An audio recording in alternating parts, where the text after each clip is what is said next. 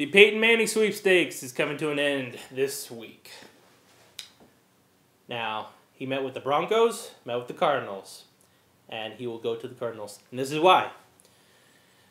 They are just more fit to win now than the Broncos and any other team that needs a quarterback.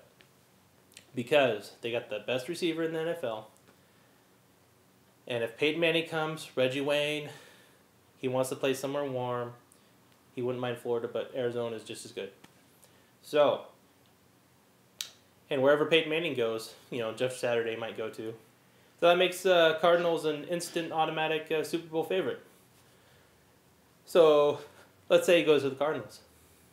There is no way that they keep Kevin Kolb on the roster at the same time as Peyton Manning. They can't do it. They don't want to do it. They don't want to tie up 20-something million, 20-plus million in two quarterbacks on the same roster. So they'll try to trade him, probably release him.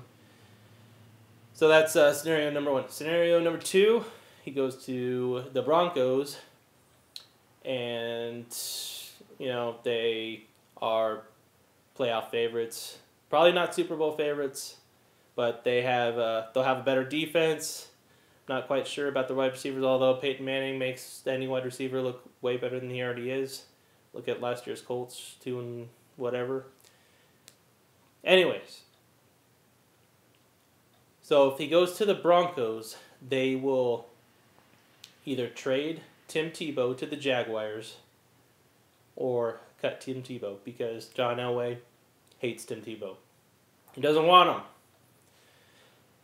And I say Jaguars because that's the only team that'll want him.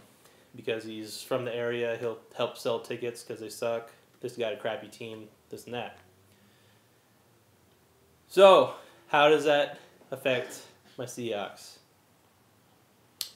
They will take a look at Kevin Kolb if he gets cut by the Cardinals. Although his body work's still not there.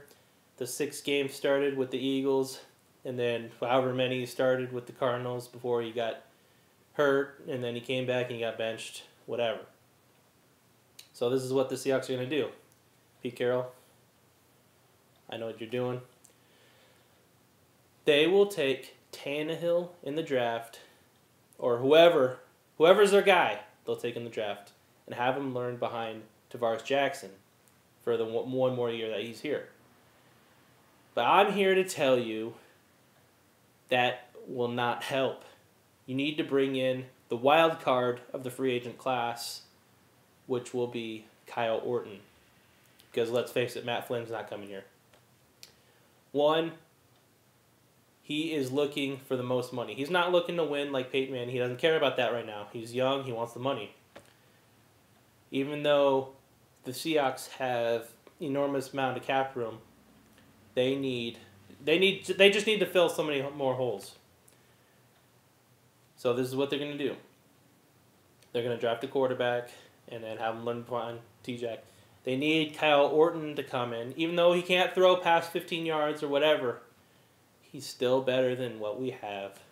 They need to bring him in and be our bridge quarterback. And he'll be fairly cheap too. What were we paying Clipboard Jesus, like $5 million just to sit on the bench? Anyways. So, they need to bring in Kyle Orton, get rid of Tavares Jackson, because he can't read past the first or second read on a field. And Kyle Orton will be our starting quarterback for the 2012 Seahawks. So, Peyton Manning, he doesn't want to come to Seattle. That's okay. He already told Washington to F off. That's okay too, because they're getting RG3. So let's see what the draft. It'll be Luck going number 1 to the Colts. RG3 going number 2 to the Redskins. Number 3, Khalil going to the Vikings. Number 4, Blackman going to the Browns.